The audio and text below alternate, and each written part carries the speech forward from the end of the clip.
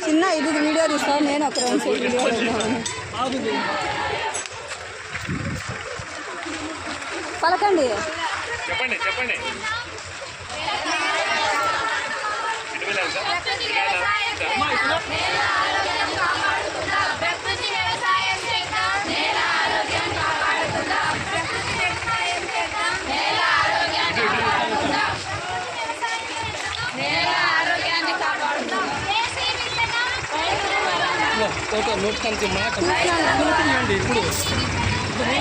వాళ్ళకి మనం video slogan